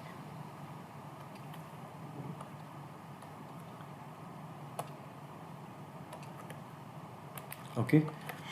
Now, 2.5 is how much far from 2.5? 0. Same. 2.5 minus 2.5, 0. And how many 2.5s are there? 4. So 4 zeros. How much far from 3? 0.5 again. You can do minus and check. But how many 3's are there? 3. So 3 0.5. Then finally, how much far from 3.5? 3.5 minus 2.5 is 1. But I will multiply it by 2. Why? Because there are two 3.5s. Step 2, we found the deviation. Yani, my mean is how much far from the different samples. In the step 3, he says, do not give me different deviation, that this number is this much far from the center, this number is this much far from the center. On an average, all these numbers on an average, how much far are they from the center? If the average is small, yani all the numbers are very close to center, which is good. If this average distance between the mean and all the other number, it is a big number, yani my data is very far from the center, which is not a good thing. Okay, so the distance between the mean, the center, and all the other datas, all the other dot, it should be small, less. So in step 3, we have to find the mean distance, the mean absolute deviation, the mean of all the deviations. Okay, how will you do it? Simply find the mean of these numbers again. This is 1.5, this is 1. 3 times 0.5, 1.5. 4 times 0, 0. 3 times 0.5, 1.5. 2 times 1, 2. This is simple 1.5. This is simple 1. Again find the mean. How do we find the mean? First we add all of them, right? So 1.5 plus 1 plus 1.5 plus 0 plus 1.5 plus 2. See how much? Taksim 14 again. Why? Because originally we were having 14 numbers only. Here check 1, 2, 3, 4, 5, 6, 7, 8, 9, 10, 11, 12, 13, 14. Okay, simple. When you will do this, this will become 7.5 over 14, which is almost equal to 0.53. Now 0.53 is a very small distance. Yani, the difference, see, compare this with the mean. This is a small number, right? 2.5 and 0.53. Check, 0.53 is smaller than the mean. So we can say that the distance between the average distance between all this data and my mean is small. So when it is small, I will say that the variability यानी how much distance is there. Here the variability is less. So I will say the variability of the data is less. Simple. Okay. So remember the three steps. First you find the mean, adding all number divided by total number. Then you find the deviation. How? From the mean, subtract all the numbers one by one. And step 3, find the mean of all the deviations that you have found. That will give you the answer. Okay? One more question on mean absolute deviation. Let us make a line here. The double dot plot. Okay, so there are two dot plots given here. Okay, yes, and the dot plot is about what? About the weight of house cats and weight of small dogs. He said compare their centers and variability. So Yane, we have to find the mean absolute deviation, correct? And then tell us which one is better. Okay, so let us do for house cats first. House cats. Step 1 was finding the mean, remember? Okay, so for the house cats, this is the first dot, this is how much? This is 9. How many nines? 1. So 9 plus, then how many 10? 2 tens. So 2 times 10 plus, how many 11? 3 elevens. So 3 times 11 plus, how many 12s? 2 12s. So 2 times 12, and then finally there is only 130 divided by how many numbers? Let me erase this.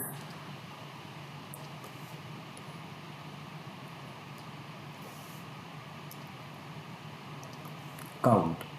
Here 1, 2, 3, 4, 5, 6, 7, 8, 9. Total 9 house cats are there, right?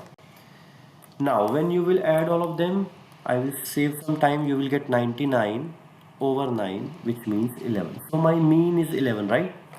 Now the second step is finding the deviation. You know, how much far are all the numbers from the mean? So this mean 11. This 11 is how much far from the 9? Only 2. 11 minus 9, 2.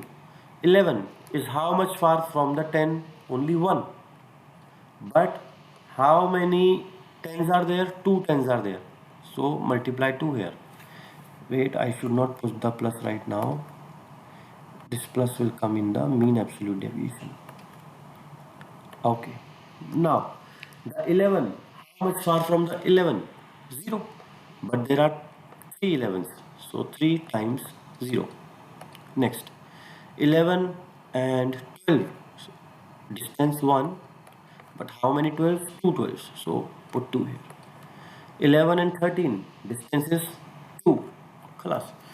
Now final step, we have to find the mean absolute deviation. MAD, short form, mean absolute deviation. How will I find it? Add all of them. So 2 plus 2 times 1, 2 plus 3 times 0, 0 plus 2 times 1, 2 plus 2 divided by total how many? 9. So divide by 9. Yani 8 over 9. Yani 0.88, almost 0.88. Okay, this is my mean absolute deviation, the variability. Okay, now we will check the variability for small dogs. We will check which one is better, which one has less variability. Okay,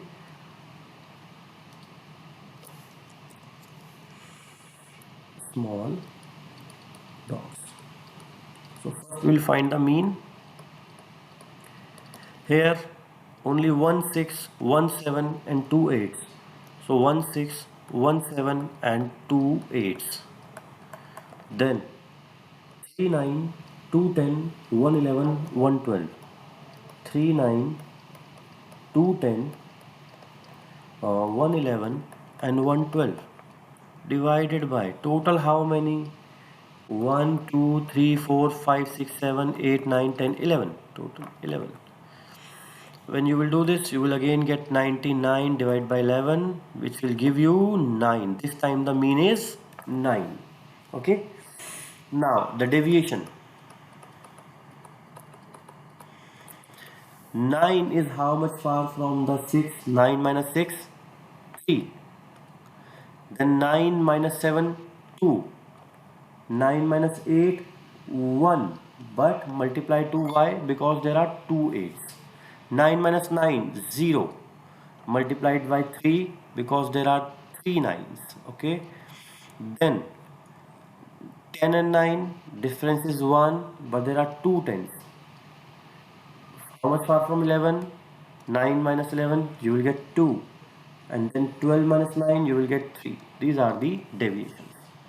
Finally, mean absolute deviation will be 3 plus 2 plus 2 times 1, 2 plus 3 times 0, 0 plus 2 times 1, 2 plus 2 plus 3 divided by 11. If I will solve this, 3 4 5 6 7 8 9 10 11 12 13 14, so 14 over 11. 14 over 11 will be 1.27. Now if you can check the variability of which one is smaller, the variability of house cat is smaller. So I will say my interpretation result is variability in the weight, because we are talking about the weight in the dot plot. The variability in the weight of house cat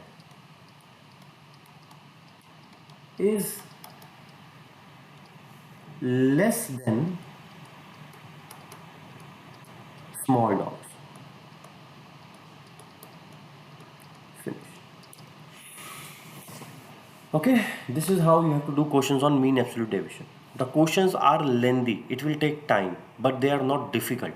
If you remember the 3 steps, find the mean, find the deviation, find the mean again. Only 3 steps. If you remember the 3 steps, you can do it. Now, the question on the box plot. Why do we call it a box plot? Because see, we have a box here. In this, you have to remember a few important terms. I will explain it here. In a box plot, there are 5 important numbers. First of all, this one. This tells you about the minimum of the box plot, like the smallest value in the data. This here tells you the smallest value of the data. So what is the smallest value here? 25. So here the smallest will be 25. The largest value of the data will come here. That is 200 here. So this is the maximum. Maximum 200. Okay. Now the box is the most important part because maximum data is inside the box only. So we call it quartile. Okay. So the starting of the box is quartile 1. So what is quartile 1 here? 50. The ending of the box is quartile 3. And this is how much here? 125. And this line inside the quartile, this is the median. Median is the center value. The value at the center of the data. So this is the median. Okay. Using these values, you can find some important data. For example, again, now in vegetables, what is the minimum value? Minimum is 0 here. What is the maximum value? Maximum is 100. What is Q1? 25. Q3? 75. And finally the median 50. This is the median. Okay. Now, what does it say? He say, what are some appropriate inferences that you can make about the data? So what is the information that you can get from this about the variability basically, okay? So you have to find two things here. First you find the range, then you find the interquartile range.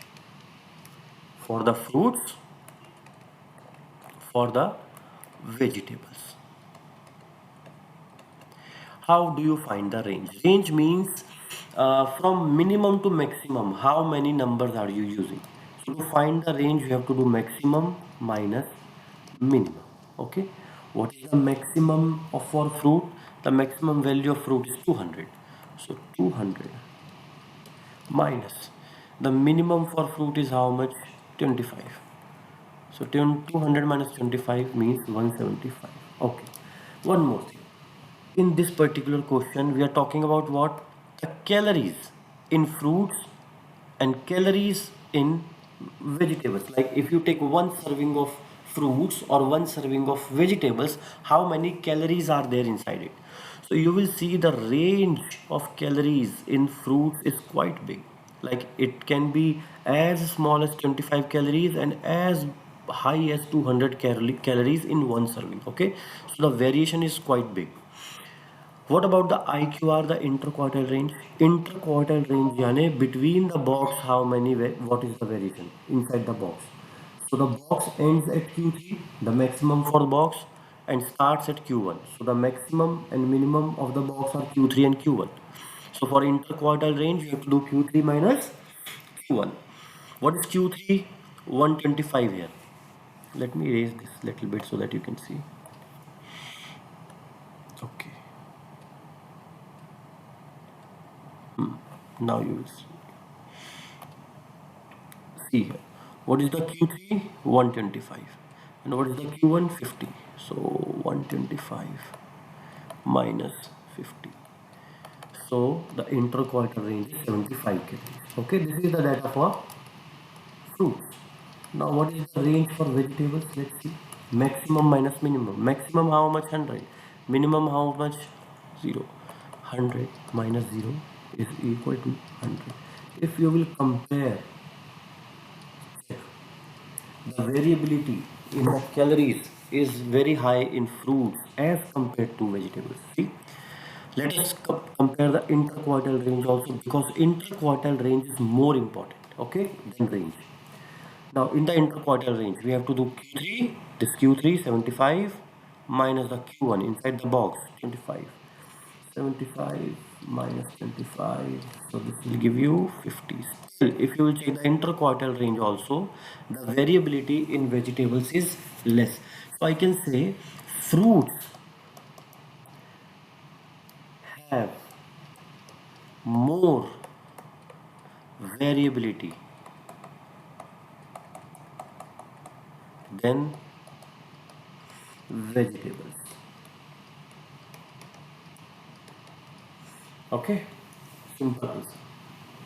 Find the range and interquartile range and give the answer. If you are getting different results in range and interquartile range, then go with the interquartile range result. Okay, this is more important. Last question. Now again, a double box plot is given. In this, we are talking about the average number of hours of homework given per week. Okay, in a week, how much homework, how many hours of homework does the student get? This is about that information. Okay, we are talking about two type of school: high schools and the middle school. Okay, so for the high school, what is the minimum number of hours? 5 hours. 5 is the minimum number of hours. And what is the maximum number of hours? 11. Median, the center value is how much? 8. Just let me erase this line. Okay. So median is 8. Q1 how much? 7. You will check here 7. And Q3 10. Okay. For the middle school, the minimum amount of hours for a homework is 3. Maximum 9.5. Q1 5.